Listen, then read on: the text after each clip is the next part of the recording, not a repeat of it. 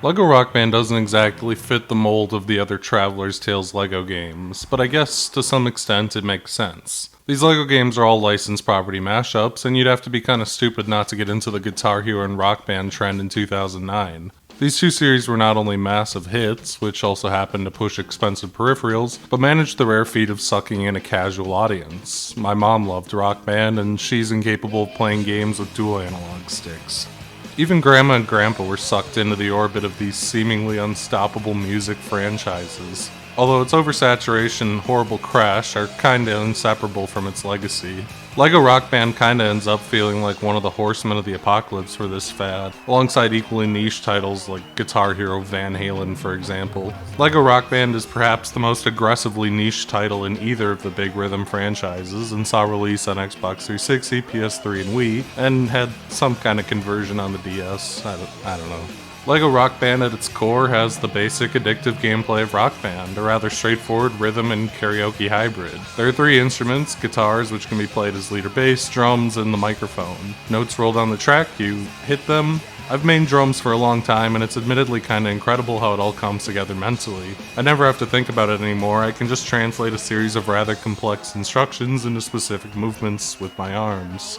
Hell, drums are pretty transferable to real life, which is neat. I learned to play the drums a bit myself. I suppose singing is rather transferable too, although hitting pitches has always felt like a bit of a volume-based crapshoot at times because of the mic quality. The variety of difficulties in the game act as complexity sliders. The low levels condense multiple notes into one, and the higher will be more aligned with the reality of the many notes coming down. Difficulty can feel pretty inconsistent at times, which is not just a problem with LEGO Rock Band, but kind of all of them, where medium on one song would be hard on another, and medium can sometimes be as easy as easy. I'm sure it's not that easy to convincingly simplify the notes, but it does feel a little uneven at times, and that's just a general complaint for this franchise. I don't know if there's much else to say on the core gameplay. It's an incredibly fun, simple, and understandable core gameplay loop that works in basically any context, which just brings up this game's pretty odd and unfortunate structure. Every other Rock Band game was decidedly straightforward. Songs unlock in sets of about 5, once you get enough stars between them, up to 5 per song and usually needing 15 to 20-ish later on in the game, you move on. LEGO Rock Band has to compensate for a rather small and limited 45-song soundtrack through flagrant padding. After the first 2 or 3 venues, most only have 1 or 2 songs per, which means a grind through build a set list or random set list to replay the same half dozen songs you can tolerate over and over again. It gets extremely exhausting and repetitive, especially when the set list is so narrow that you're probably only going to like a handful of things. My brother and I were 12 and 14 when this released, basically the target audience for it, and even then, most of this game's offerings are pretty confusing. I can to some extent understand being restrained by trying to make this game child-friendly Rock Band, but Rock Band was already popular with younger audiences. Rock Band 2 had parental controls to filter out songs that had swearing, and even then, it never got much worse than a few dams and hells and maybe an occasional shit. This game really shoots itself in the foot by picking such a small audience. Adults are going to avoid the kiddie visuals unless they're playing with a younger kid. Kids are going to find the soundtrack of songs 2 to 3 times older than they are pretty unappealing, and the LEGO branding will put off some people who just aren't into it. There's some good songs here, Song 2, Crocodile Rock, Summer of '69, Let's Dance, The Passenger, but as a kid I didn't know who Elton John, Iggy Pop, or David Bowie were, and the songs I did know even then were kind of on the ironic scale for me, like Accidentally in Love from Shrek 2, the Rascal Flatts cover of Life is a Highway from Cars, Ghostbusters, Kung Fu Fighting. A game aiming this young needed contemporary radio hits to appeal to the youngins, and outside of like So What by Pink, its modern offerings are things like Ruby by Kaiser Chiefs.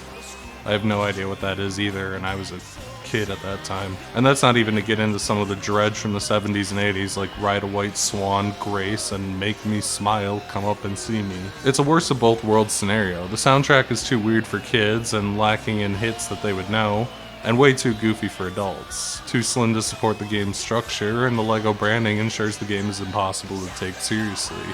To run through the visuals rather quickly, I can at least admire the efforts. The Wii version which I played has the obvious issues inherent to that console, like its 480p resolution. But regardless, there's a fairly wide selection of venues, and the customizable minifigures got lip sync and animations live rendered to match every song. It's not a wholly slapdash affair, it's clear that there was some effort put into this despite being kind of goofy and kiddie.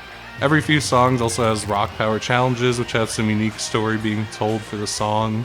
It's always pretty simple, but it's meant to be big and explosive, like fighting a dragon or getting abducted by aliens. And it's cute enough, they're well animated and they're well created, as are the occasional cutscenes that pop up. But there's kind of nothing to them.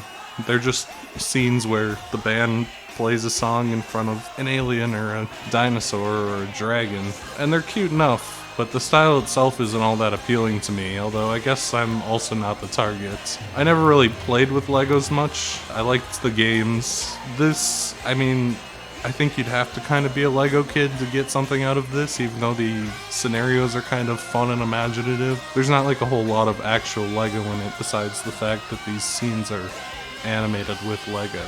I've already kind of broken down the failures of Lego Rock Band, and there isn't much else to cover. It's a game for nobody. To succeed with kids, it would have needed way more radio hits from the time that people actually knew, which would have been impossibly expensive. The few they did get seemed to cost enough that this game ended up with 45 songs, not nearly enough to keep you from playing basically every song you can tolerate 10 or so times to get through the story mode. To succeed with adults, it would have needed twice the songs and no Lego, or in other words, to be Rock Band 3. Lego Rock Band exists in the ultimate limbo, a forgotten crossover that awkwardly mashes two massive properties in a way that works for neither. Forgotten, buried, and lost to time, it's perhaps the most 2009 game ever made, but even in that time, its setlist had it feeling dated and awkward, a forever relic that never really stood a chance to find itself.